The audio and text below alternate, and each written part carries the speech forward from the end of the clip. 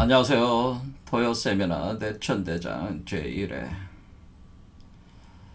이번 주 토요일 5월 11일 10시부터 14시 사이 진행을 하는데요.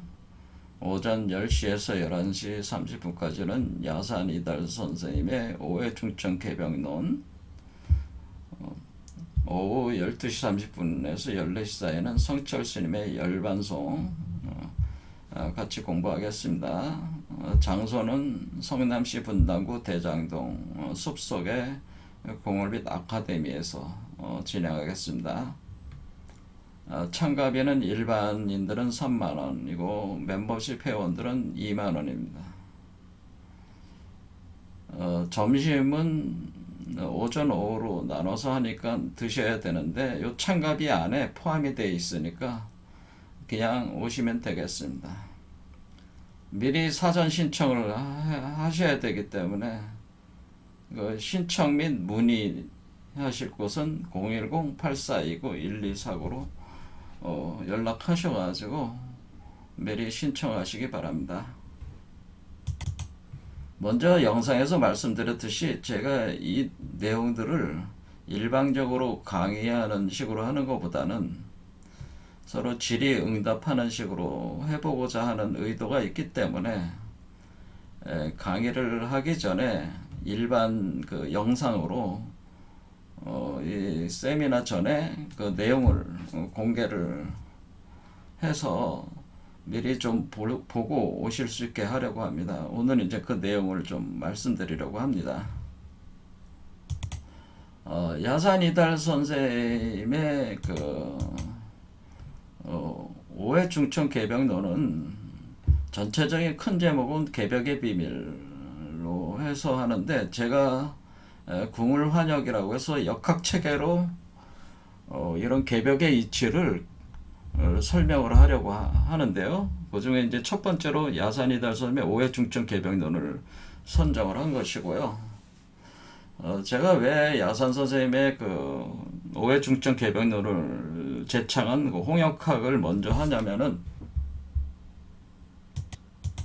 홍역학은 특징이 그동안 이제 중국에서 계속 중국 중심으로 해서 발전해온 그 역학 사유 체계를 한 단계 그 전통상에서 한 단계 업그레이드 심화시킨 사유 체계이기 때문에 기존의 주역을 공부하신 분들도 홍역학을 통해서 개벽론을 이해하는데 굉장히 그 유연하게 접근할 수가 있다고 하는 거예요.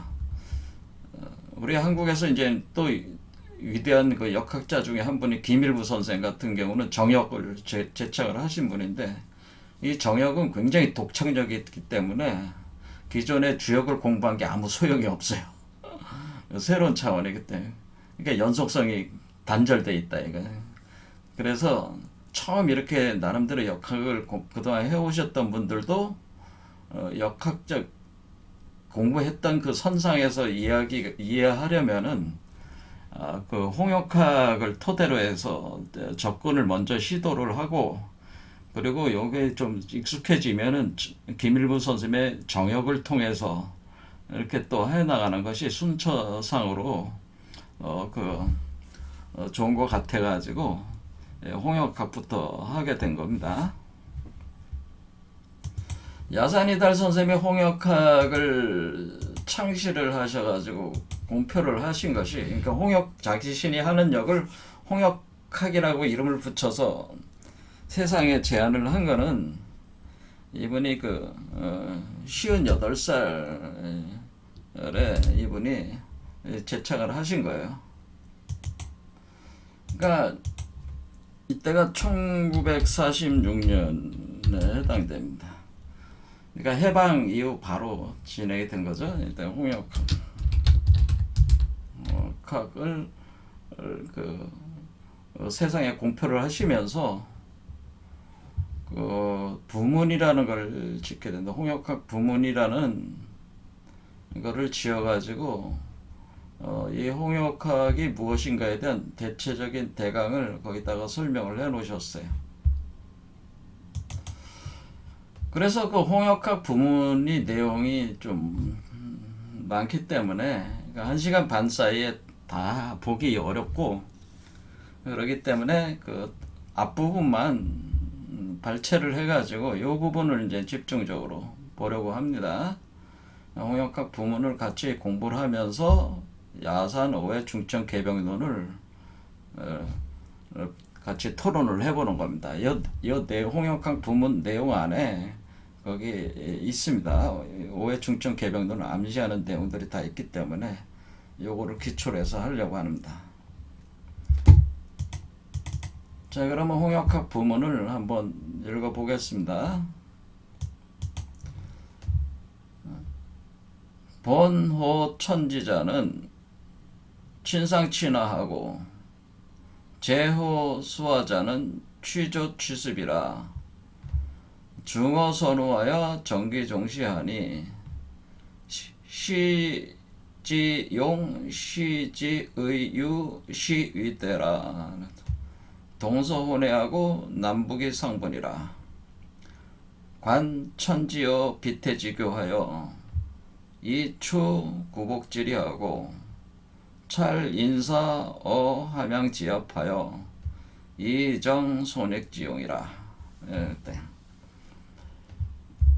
앞에 번호 천지자부터 해서 취조 취습까지는 이번에 그 홍역학에서 핵심 중 사유 중에 하나가 이제 건구오도설이라고 하는 게 있습니다.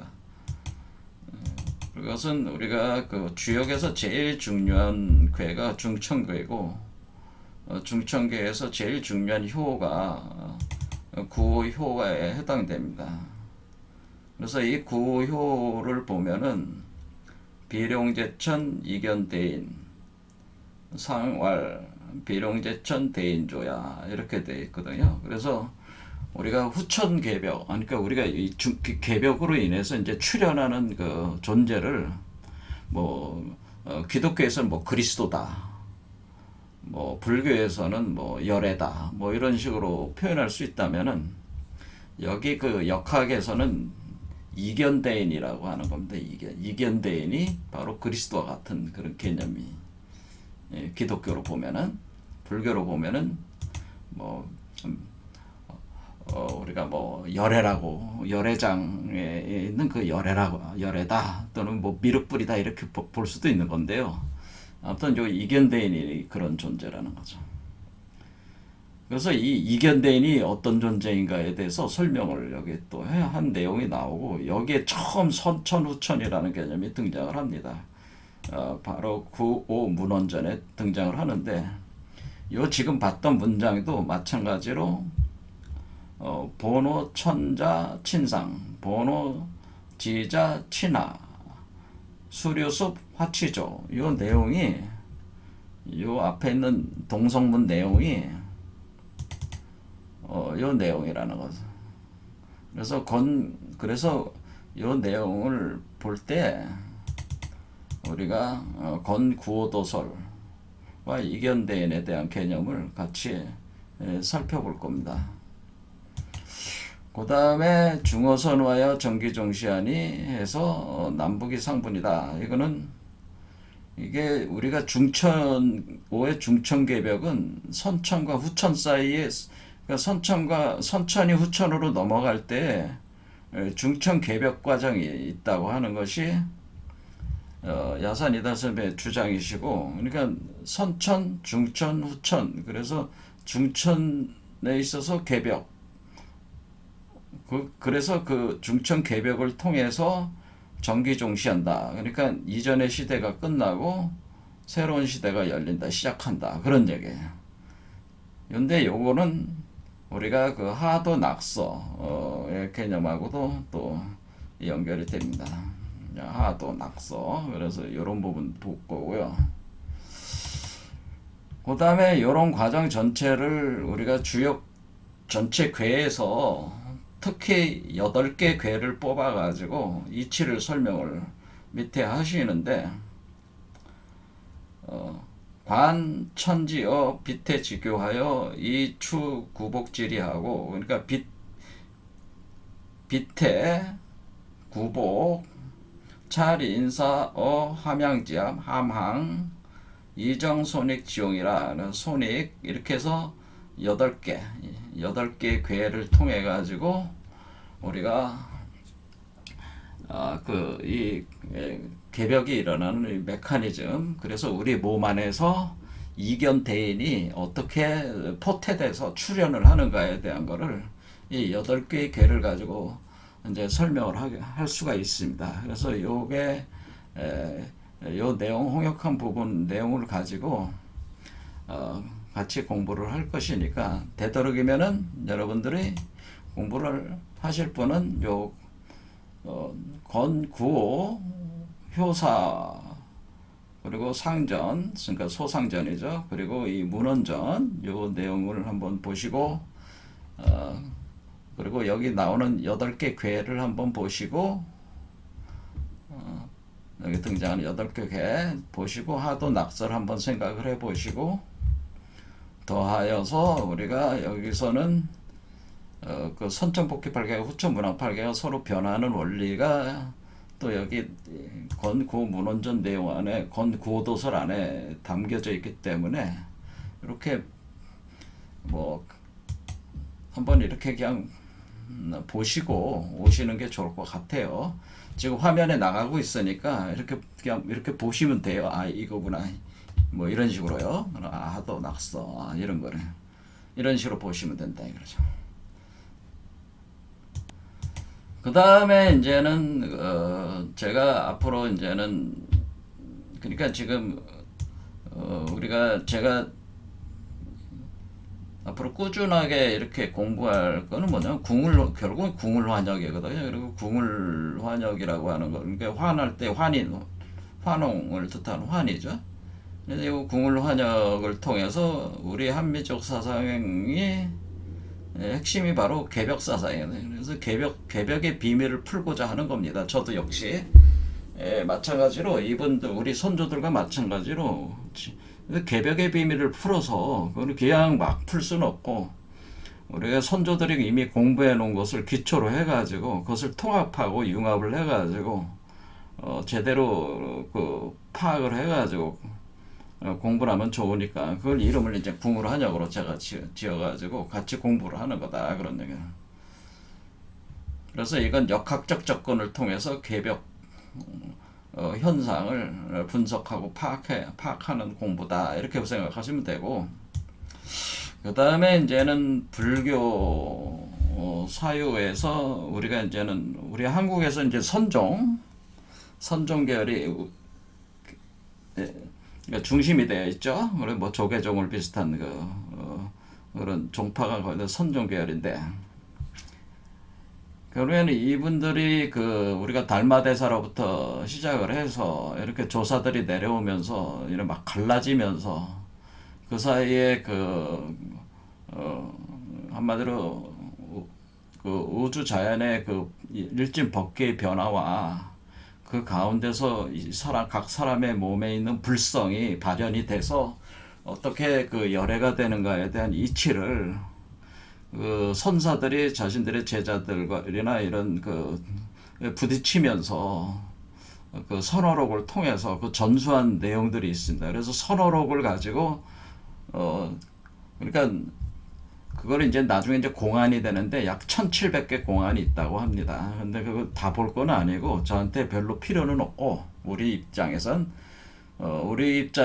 그 선어록 중에서 궁을 메커니즘과 관련된 선어록을 요것만 뽑아가지고 중심으로 볼 겁니다. 그러니까 궁을 선어록이라고 제가 이름을 지은 겁니다. 그러니까 궁을 영부피 잇몸 활성화 메커니즘을 설명하고 있는 선어록, 이렇게 이해하시면 되겠습니다. 그래서 그 조사들의 선어록 중에서 발췌를 계속해서 공부를 계속해 나갈 건데요. 이왕이면은 우리 한국에 뛰어난 고승들부터 시작하는 게 좋겠죠.